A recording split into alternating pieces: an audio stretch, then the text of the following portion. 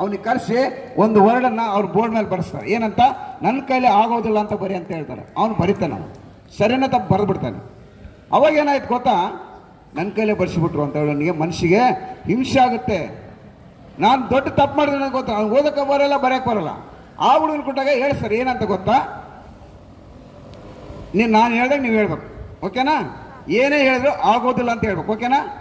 ಆಗ್ತದಂತ ಏನು ಅನ್ನಕ್ಕೋಗ್ಬೇಡಿ. ಈಗ ಒಂದು ಲೀಸ್ಟ್ ಮಾಡ್ತಾರೆ, ಆ ಲೀಸ್ಟನ್ನು ನಾವು ನಿಮಗೆ ಕೊಡ್ತಾ ಇದ್ದೀನಿ. ಈಗ ಏನು ಹೇಳಿದ್ರೆ ಆಗೋದಿಲ್ಲ ಅಂತ ಹೇಳ್ಬೇಕು, ಓಕೆನಾ? ಬೆಳಿಗ್ಗೆ 5 ಗಂಟೆ ಹೇಳಲಿಕ್ಕೆ, 4 ತಾಸು ಕುಂತ ಅಭ್ಯಾಸ ಮಾಡಲಿಕ್ಕೆ, ತಣ್ಣೀರಿನ ಸ್ನಾನ ಮಾಡಲಿಕ್ಕೆ, ಪಾನಿಪುರಿ ಬಿಟ್ಟಿರ್ಲಿಕ್ಕೆ, ಟಿವಿ ಮೊಬೈಲ್ ಬಿಟ್ಟಿರ್ಲಿಕ್ಕೆ, ಹಿಂದಿ ಕಲೀಲಿಕ್ಕೆ, ಇಂಗ್ಲಿಷ್ ಕಲೀಲಿಕ್ಕೆ, ಗುರು ಹೇಳಿದ್ದನ್ನು ಕೇಳಲಿಕ್ಕೆ, 100 ಮಾರ್ಕ್ಸ್ ತೆಗಿಲಿಕ್ಕೆ ಆಗೋದಿಲ್ಲ ಅಂತ ಏನು ಹೇಳಿದ್ರಲ್ಲ, ನಿಮ್ಮೆಲ್ಲ ಚೀಟಿಗಳನ್ನು ತೆಗೆದುಕೊಂಡು ಒಂದು ಡಬ್ಬಿಯಲ್ಲಿ ಹಾಕಿ, ಆ ಚೀಟಿಗಳನ್ನು ನಿಮ್ಮನ್ನೆಲ್ಲ ಗ್ರೌಂಡಿಗೆ ಕರ್ಕೊಂಡು ಹೋಗಿ ಒಂದು ದೊಡ್ಡ ತಗ್ಗನ್ನು ತೋಡಿಸಿ ಆ ಚೀಟಿ ಅದರ ಒಳಗಡೆ ಹಾಕಿ ನಿಮ್ಮ ಕೈಲಿಂದಲೇ ಮಣ್ಣು ಮುಚ್ಚಿದ್ರು. ಆಗೋದಿಲ್ಲ ವ್ಯಕ್ತಿ ಸತ್ತಂಗ ತಾನೆ, ಮಣ್ಣು ಮಾಡಿದ್ಮೇಲೆ ಸತ್ತಂಗ ತಾನೆ. ಇನ್ಮೇಲೆ ನಿಮ್ಮ ಜೀವನದಲ್ಲಿ ಆಗೋದಿಲ್ಲ ಅಂತದ್ದು ನಿಮ್ಮ ತಲೆಯಿಂದ ತೆಗೆದುಬಿಡಿ. ಯಾವತ್ತು ನಾವು ಪಾಸಿಟಿವ್ ಥಿಂಕ್ ಮಾಡಬೇಕು, ನೆಗೆಟಿವ್ ಥಿಂಕ್ ಮಾಡಬೇಕು. ಕನ್ನಡದಲ್ಲಿ ಧನಾತ್ಮಕ ಋಣಾತ್ಮಕ ಅಂತ ಕರಿತೀವಿ ನಾವು. ಯಾರು ಪಾಸಿಟಿವ್ ಥಿಂಕ್ ಮಾಡ್ತಾರೋ ಸೆಕೆಂಡ್ ಪಾಸಿಟಿವ್ ಥಿಂಕ್ ಮಾಡಿ, ನೆಗೆಟಿವ್ ಬಿಟ್ಬಿಡಿ. ಅವಾಗ ನೀವು ಉನ್ನತ ಮಟ್ಟಕ್ಕೆ ಹೋಗ್ತೀರಾ. ಈಗ ಅದೇ ವ್ಯಕ್ತಿಯಿಂದ ನನ್ನ ಕೈಲಿ ಆಗ್ತದಂತ ಮತ್ತೊಂದು ನೋಡು ಬರ್ಸಿದ್ರು. ಅಯ್ಯೋ, ಅವನಿಗೆ ಆಶ್ಚರ್ಯ ಆಗ್ತದೆ, ಎಂತ ಜ್ಞಾನ ಕೊಟ್ಬಿಟ್ಟು ನನ್ನ ಕೈಲಿ ಆಗ್ತದಂತ ಬರ್ಸ. 4 ತಾಸು ಕುಂತ ಅಭ್ಯಾಸ ಮಾಡಲಿಕ್ಕೆ, ಪಾನಿಪುರಿ ಬಿಟ್ಟಿರ್ಲಿಕ್ಕೆ, ಟಿವಿ ಮೊಬೈಲ್ ಬಿಟ್ಟಿರ್ಲಿಕ್ಕೆ, ಹೋಮ್ವರ್ಕ್ ಮಾಡಲಿಕ್ಕೆ, ಶಾಲೆಗೆ ಟೈಮ್ ಸರಿಗೆ ಬರಲಿಕ್ಕೆ, ಹಿಂದಿ ಕಲೀಲಿಕ್ಕೆ, ಹಿಂದಿ ಮಾತಾಡಲಿಕ್ಕೆ, ಲೆಕ್ಕ ಮಾಡಲಿಕ್ಕೆ, ಇಂಗ್ಲಿಷ್ ಕಲೀಲಿಕ್ಕೆ, 100 ಮಾರ್ಕ್ಸ್ ತೆಗಿಲಿಕ್ಕೆ. Every student measure to the brain, you will get above that school 80% above that year. ಪ್ರತಿಯೊಬ್ಬ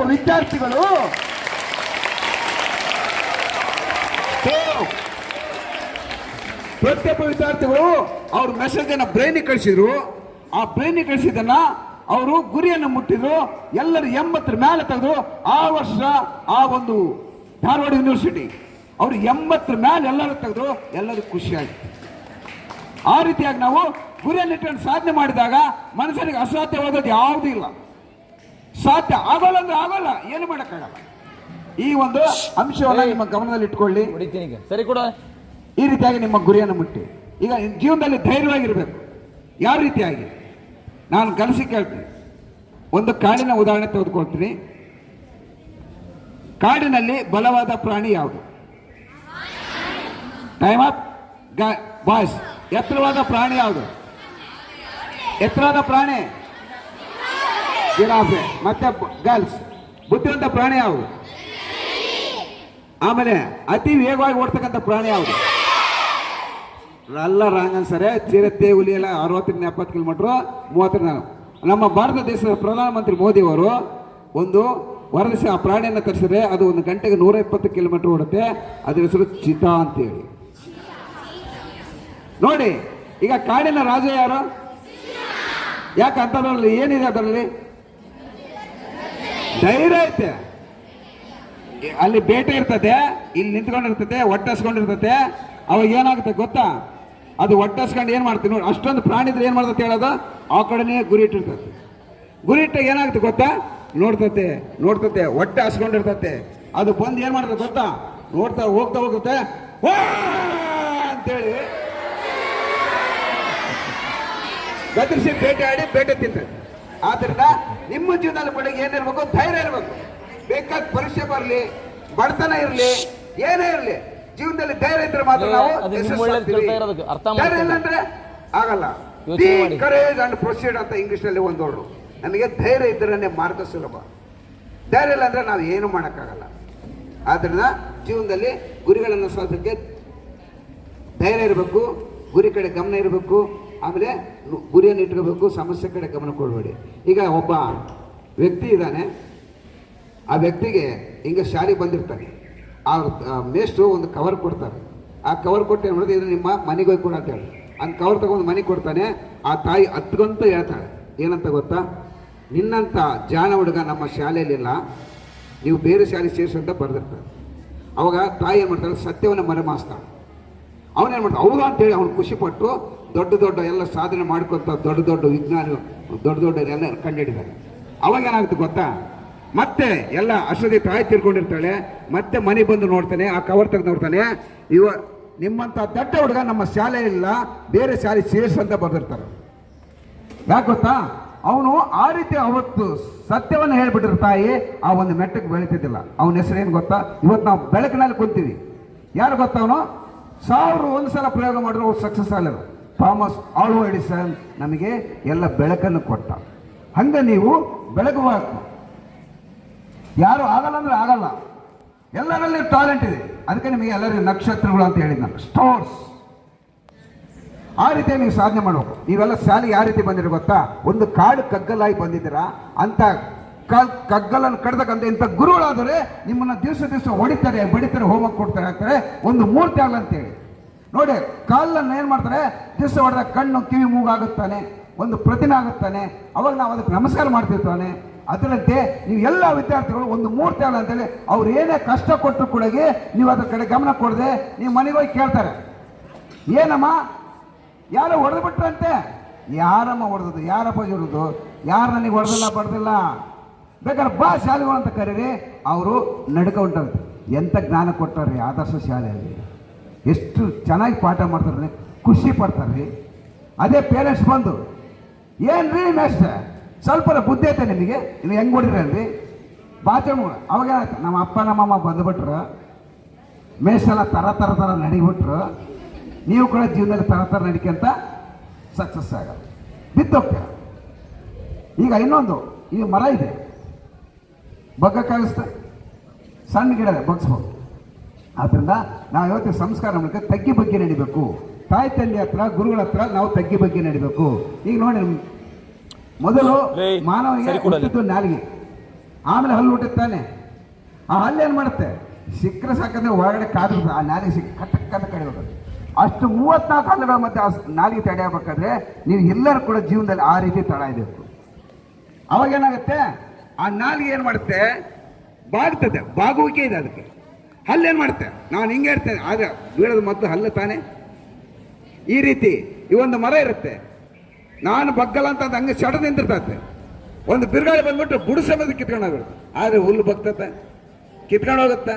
ಹಂಗೆ ನಮ್ಮ ನೇಯವಂತಿಕೆನ ಸಂಸ್ಕಾರ ನಾವು ಬೆಳೆಸ್ಕೊಂಡಾಗ ಉನ್ನತ ಮಟ್ಟಗಳಾಗ್ತೀವಿ. ಆಗ ಇನ್ನೂ ಭಾಳ ಟಾಪಿಕ್ ಇದೆ, ಯಾಕಂದರೆ ಸಮಯ ಕೂಡ ಲಾಸ್ಟಿಗೆ ಒಂದು ಸಿ ಊಟ ಇದೆ. ಆ ಸಿ ಊಟದಲ್ಲಿ ಎಲ್ಲರೂ ಬರ್ತಾರೆ. ಈ ರೀತಿಯಾಗಿ ನಾನು ಹೇಳಿದ ಅಂಶಗಳನ್ನು ನೀವು 21 ದಿನ ಮಾಡಿದ್ದೆ ಆದರೆ ನಿಮ್ಮ ಜೀವನದಲ್ಲಿ ಭವಿಷ್ಯ ನೀವೇ ತಿಳ್ಕೊ. 21 ದಿನ ಯಾಕಂದ್ರೆ ಈ ವರ್ಷ ಮೊಬೈಲ್ ಮುಟ್ಟಲ್ಲ ಅಂತ 21 ದಿನ ಪ್ರಮಾಣ ಮಾಡಿಬಿಡಿ, ಮುಟ್ಟಕ್ಕೆ ಹೋಗಬೇಡಿ, ಅದ್ರ ಕಡೆ ಗಮನನೇ ಇರಲ್ಲ. ಟಿವಿಯನ್ನು ಬಳಸಬೇಡಿ 21 ದಿನ. ಆ ರೀತಿ 27ನೇ ದಿನಕ್ಕೆ ನಿಮಗೆ ಅದರ ಕಡೆ ಗಮನನೇ ಹೋಗಲ್ಲ. ಆದ್ರೆ ನಿಮಗೆ 21 ದಿವಸ ಯಾರು ನಾನು ಹೇಳಿದ ಪಾಯಿಂಟನ್ನ ಇನ್ನೂ ಬೇಕಾದಷ್ಟು ಪಾಯಿಂಟ್ ಅದ. ಇವತ್ತು ನಾನು ಒಂದು ಗಿಡದ ಹೋಗಿ ಮಾತನಾಡೋ ಶಕ್ತಿ ನನ್ನಲ್ಲಿದೆ. ನೀವು ಯಾರ್ಯಾರು ಏನಾಗಬೇಕು, ನಿಮ್ಮ ಕಣ್ಣುಗಳನ್ನು ನೋಡ್ಕೊಂಡು ನೀವು ಹಿಂಗಾಗ್ತಿರೋಂಥ ಒಂದು ಹೇಳೋ ಶಕ್ತಿ ಇದೆ. ಅದಕ್ಕೆ ನಿಮಗೆ ಧ್ಯಾನ ಮಾಡಿಸಿದ್ರು ಕಣ್ಣು ಮುಚ್ಕೊಂಡು ಇದ್ದಷ್ಟು ಜ್ಞಾನ ಕಣ್ಣು ಬಿಟ್ಟಾಗ ನಮಗೆ ಬರಲ್ಲ. ನೋಡಿ, ಮಹಾಭಾರತದಲ್ಲಿ ಆ ಒಂದು ಕಣ್ಣಿಗೆ ಬಟ್ಟೆ ಕಟ್ಕೊಂಡಾಗ ಆ ದುರ್ಯೋಧನ ಬಂದು ಎಲ್ಲ ಕೌಪಗಳನ್ನು ಬಿಚ್ಕೊಂಡು ಬಂದಾಗ ಅವನು ಕೃಷ್ಣ ಏನು ಮಾಡ್ತಾನೆ, ಒಂದು ಕೌಪನ ತರ್ಸ್ಕೊಂಡು ಹೋಗಂತ ಹೇಳ್ತಾನೆ. ಆ ಕೌಪಕ್ಕೆ ಮರ್ಯಾದೆ ತರ್ಸ್ಕೊಂಡು ಬಂದಾಗ ಆ ತಾಯಿ ಕಣ್ಣು ಬಿಡ್ತೀನಿ, ಚೆನ್ನಾಗಿರ್ಬೇಕು, ಎಲ್ಲ ಬಟ್ಟೆ ಬಿಚ್ಚಿ ಅಂತ ಎಲ್ಲ ಕಣ್ಣು ತೇಜಸ್ಸು ಬಿಟ್ಟಾಗ ಇಡೀ ದೇಹ ವಜ್ರ ಆಗುತ್ತೆ, ಈ ಭಾಗ ಮಾತ್ರ ಮಾಂಸ ಕಣ್ಣಾಗಿ ಉಳಿತದೆ. ಆದ್ದರಿಂದ ಕಣ್ಣಿನ ತೇಜಸ್ಸಿಗೆ ಅಂಥದ್ದಿದೆ. ಯಾರು ನೀವು ಧ್ಯಾನದಿಂದ ಪರ್ಫೆಕ್ಟ್ ಮಾಡ್ತಿರೋ ಆ ಕಣ್ಣಿನ ತೇಜಸ್ಸು ನೋಡಿಕೊಳ್ಳೋ ಸಾಕು, ಇಂಥ ವ್ಯಕ್ತಿ ಹಿಂಗಾಗ್ತಾನೆ ಅಂತ ಹೇಳೋ ಒಂದು ಶಕ್ತಿ ಅದರಲ್ಲಿ ಬರ್ತದೆ. ಈಗ ನರೇಂದ್ರ ಮೋದಿ ಅವರು 2014ನೇ ಇಸ್ವಿಯಲ್ಲಿ ಒಂದು ಮಂಡನೆ ಮಾಡಿದರು. ನಮ್ಮ ಅಂತಾರಾಷ್ಟ್ರೀಯ ಯೋಗ ದಿನಾಚರಣೆ ಮಾಡ್ಬೇಕಂತೇಳಿ 2014ರಲ್ಲಿ ಮಾಡಿದ್ದ. 2015ಕ್ಕೆ ಜೂನ್ 21 ತಂದ್ರು. ಯಾಕಂದ್ರೆ ನಮ್ಮ ಭಾರತ ದೇಶದಲ್ಲಿ ಅನೇಕ ಗುಡಿಗಳು ಹಾಳಾಗಿ ಹೋಗ್ಯಾವೆ. ಗುಡಿಗಳಲ್ಲಿ ಯಾರು ಎಲ್ಲ ವೇಸ್ಟ್ ಬಾಡಿಗಳು, ಯೋಗ ಮಾಡಲ್ಲ, ಪ್ರಾಣಾಯಾಮ ಮಾಡಲ್ಲ, ಅವರೆಲ್ಲ ಡಾಕ್ಟರ್ಗಳು ತೋರಿಸು ಅಂತ ಒಂದು ಭಾರತ ದೇಶದಲ್ಲಿರ್ತಕ್ಕಂಥ ಹಾಳು ಗುಡಿಗಳನ್ನ ಒಂದು ಯೋಗಿಗಳನ್ನು ಮಾಡಿ ಒಂದು ಮೂರ್ತಿಯನ್ನು ಸ್ಥಾಪನೆ ಮಾಡಿ, ಅದಕ್ಕೆ ಜೂನ್ 21 ಅಂತಾರಾಷ್ಟ್ರೀಯ ದಿನಾಚರಣೆ ಅಂತ ಮಾಡಿದ್ದು ಅದಕ್ಕೋಸ್ಕರನೇ. ಆದ್ರಿಂದ ನಿಮ್ಮ ದಿನದಲ್ಲಿ ಕೂಡ 21ನೇ ದಿನದ ಅಂತಾರಾಷ್ಟ್ರೀಯ ದಿನಾಚರಣೆ ಮಾಡಿ ಆಮೇಲೆ ದಿವಸ ಯೋಗ ಪ್ರಾಣಾಯಾಮ ಮಾಡಿ. ಯಾರು ಯೋಗ ಪ್ರಾಣಾಯಾಮ ಮಾಡ್ತಾರೋ ನಿಮ್ಮ ಆರೋಗ್ಯವಂತರಾಗ್ತೀರಾ, ನಿರೋಗಿಗಳಾಗ್ತೀರಾ. ಯಾವುದೇ ಡಾಕ್ಟರ್ ಹತ್ರ ಹೋಗೋದು ಅವಶ್ಯಕತೆ ಇಲ್ಲ. ನಾನು ಇಷ್ಟು ವರ್ಷ, ನಾನು ಈ 69 ವರ್ಷ, ನನಗೆ ಈ 69 ವರ್ಷದಲ್ಲಿ ನಾನು ಒಂದು ದಿವಸಕ್ಕೂ 4 ಎದ್ದಾಳು, ಒಂದು ದಿವಸ ಲೇಟ್ ಆಗೈತೆ. ಸೂರ್ಯ ಯಾಕೆ ಬೆಳಿತಾನೆ ಹೇಳ್ರಿ? ತನ್ನ ಒಂದು ದಿವಸ ನಿದ್ದೆ ಮಾಡ್ಬೋದಲ್ವನು? ಏನ್ ಮಾಡ್ತಾನೆ ಗೊತ್ತಾ? ತನ್ನಲ್ಲಿರ್ತಕ್ಕಂಥ ಜೀಲೆ ಮೋಸವನ್ನು ಸುಟ್ಟುಕೊಂಡು ಇಡೀ ಪ್ರಪಂಚಕ್ಕೆ ಬೆಳಕು ಕೊಡ್ತಾನೆ. ಹಂಗ ನೀವು ಕೂಡ ಯಾರು ಮೆಹನತ್ ಮಾಡ್ತಾರೋ, ಯಾರು ಕಷ್ಟಪಡ್ತಾರೋ ಜೀವನದಲ್ಲಿ ಮುಂದೆ ಬರ್ತೀರಾ. ಯಾರು ಕಷ್ಟಪಡೋರು ಅಲ್ಲೇ ಉಳಿತೀರ. ನಮ್ಮ ಜೊತೆಗೆ ಓದ್ತಕ್ಕಂಥ ಹುಡುಗಪ್ಪ ಎಲ್ಲ ಸವಾಸ ಹಿಡ್ಕೊಂಡು ಅಲ್ಲ ಸವಾಸಗಳು ಕೂಲಿ ನಾನೇ ಮಾಡ್ತಾರೆ, ಕಳಿ ತೆಗಿಯಕ್ಕೆ ಹೋಗ್ತಾರೆ. ಅದೇ ನೀವು ಕಲ್ತಿರ್ತಕ್ಕಂಥ ಟೀಚರ್, ಅಯ್ಯೋ ನಮ್ಮ ಜೊತೆಗೆ ಓದ್ಕೊಂಡು ಇಂಜಿನಿಯರ್ ಆಗ್ಬಿಟ್ರು, ಖುಷಿ ಪಡ್ತಾರೆ. ಇಡೀ ಊರಿಗೂರೇ ಖುಷಿ ಪಡುತ್ತೆ. ಇಂಥ ಗುರು ಕೂಡ ಎಷ್ಟೋ ಖುಷಿ ಪಡ್ತಾರೆ. ಆದ್ರೆ ಜೀವನದಲ್ಲಿ ಮೆಹನತ್ ಯಾರಿಲ್ವೋ, ಯಾರು ಕಷ್ಟಪಡೋರೋ ಜೀವನದಲ್ಲಿ ಮುಂದೆ ಸಾಧಿಸಕ್ಕಾಗಲ್ಲ. ಹೇಳ್ತೋದ್ರೆ ಬಹಳ ಪಾಯಿಂಟ್ಸ್ ಇದೆ. ನಾನು ಕೂಡ ಡಾಕ್ಟರ್ ರಾಜ್ಕುಮಾರ್ ಹಿರಿಯ ಕಲಾವಿದರಲ್ಲಿ 3 ವರ್ಷ ಇದ್ದವನು. ಒಂದು ಹುಲಿಯಾಲಿನ ಅಂತ ಒಂದು ಚಿತ್ರ ಬರುತ್ತೆ. ಆ ಚಿತ್ರದಲ್ಲಿ ಅಣ್ಣವರ ಗದ್ದೆಯಿಂದ ನಾನು ಓಡಿದ್ದೀನಿ. ಎಲ್ಲ ಒಂದು ಕಡೆ ಸೈನಿಕ ವೇಷ ಹಾಕೊಂಡು ನಿಂತೀನಿ. ಆದ್ರೆ ಬಹಳ ಕಷ್ಟ ಜೀವನ. ಇವತ್ತು ಶೂಟಿಂಗ್ ಇದ್ರೆ ಮಾತ್ರ ಇದಕ್ಕೆ, ಶೂಟಿಂಗ್ ಇಲ್ಲ ಅಂದ್ರೆ ಬೇರೆ ಕಂಪನಿಗಳಿಗೆ ಜೀವ ತುಂಬುವಂತ ಪಾತ್ರಗಳನ್ನು ಮಾಡಿಕೊಂಡು ಅವ್ರು ಕೊಟ್ಟಂತ ಸಂಭಾವನೆಯಲ್ಲಿ ಕುಡಿದು ನಾವು ಗಂಜಿಯನ್ನು ಕುಡಿದು ನಾವು ಬದುಕ್ತವ್ರು. ನಾನು ವಿದ್ಯೆ ಕಲಿಬೇಕಾದ್ರೆ ತುತ್ತು ಅನ್ನಕ್ಕಾಗಿ ನಾನು ಭಿಕ್ಷೆ ಬೇಡಿದವನು. ಅಮ್ಮ ನಿಮ್ಮ ಮನೆಗೆ ಆ ಭಿಕ್ಷೆ ನೀಡಿದ ಅನ್ನವನ್ನು ತಿಂದು ನಾವು ವಿದ್ಯಾವಂತರಾದೆವು. ನಮಗೆ ಕಲಿಬೇಕೆಂಬ ಆಸಕ್ತಿ ಇತ್ತು. ಅದೇ ರೀತಿ ಅಣ್ಣನವ್ರು ಏನ್ ಮಾಡಿದ್ರು ಗೊತ್ತಾ? ಚಂದ್ರಶೇಖರ್ ಅವರೇ, ನೀವು ಇದ್ರ ಕಡೆ ಗಮನ ಇಲ್ಲ ಯಾಕೆ ಅಂತ ಕೇಳಿದ್ರು. ಏನಿಲ್ಲ ಅಣ್ಣವ್ರೆ, ನನಗೆ ಕಲಿಬೇಕೆಂಬ ಆಸಕ್ತಿ ಇದೆ, ನನಗೆ ಇದ್ರ ಕಡೆ ಹೊಟ್ಟೆ ತುಂಬಿದ್ರೆ ನಮಗೆ ಜ್ಞಾನ ಸಂಪತ್ತು ಕಡಿಮೆ ಆಗುತ್ತೆ. ನಿಮ್ಮ ಮನೆ ಬರ್ತೀವಿ, ಹೊಟ್ಟೆ ತುಂಬ ಊಟ ಕೊಡ್ತೀರಾ, ಇದಕ್ಕೆ ಸಾಕಂತೀವಿ. ಇದಕ್ಕೆ ಎಷ್ಟು ಬೇಕು. ಆದರೆ ನಿರಂತರ ಕಲಿಕೆ ಬಾಳಿಗೆ ಬೆಳಕು. ಆ ಒಂದು ಸನ್ನಿವೇಶ ಎಲ್ಲ ಕಲಾವಿದರು ಕೂತ್ಕೊಂಡಿದ್ರು. ಯಾರು ನಗಬೇಡ್ರಿ, ಅಣ್ಣವ್ರ ಕೈ ಮೇಲೆ ಕೈ ಹಾಕೊಂಡು ಒಂದು ಪಾತ್ರ ಮಾಡೋದು. ನನಗೇನು ಅನುಭವ ಇಲ್ಲ, ಸಣ್ಣ ಪುಟ್ಟ ಕೆಲಸ ಮಾಡ್ಕೊಂಡಿದ್ದೆ. ಇಲ್ಲ ನೀವು ಮಾಡ್ತೀರಂತ ಗೊತ್ತು. ಹರಕ್ಲುಂಗಿ ಕೊಟ್ಟರು. ಒಬ್ಬ ಭಿಕ್ಷಕನ ಪಾತ್ರ ಮಾಡ್ತಾರೆ. ಇದು ನಿಜವಾದ ನಡೆದ ಘಟನೆ. ಎಲ್ಲ ದೊಡ್ಡ ದೊಡ್ಡ ಕಲಾವಿದರು ಕೂತಿದ್ದಾರೆ. ಆ ಭಿಕ್ಷಕ ಯಾವ ರೀತಿ ಭಿಕ್ಷೆ ಬಿಡ್ತಾನೆ ಅನ್ನೋದ್ರ ಬಗ್ಗೆ ನನಗೇನು ಅನುಭವನೇ ಇಲ್ಲ. ಯಾರು ನಗಬೇಡಿ, ಯಾರು ಕಣ್ಣಲ್ಲಿ ನೀರು ತರಬೇಡಿ, ಗಮನವಿಟ್ಟು ನೋಡಿ ಕೇಳಿ. ಎಲ್ಲ ಕಲಾವಿದರು ಕುಂತಿದ್ದಾರೆ. ಭಿಕ್ಷೆ ಬಿಡೋಕೆ ಯಾವ ರೀತಿ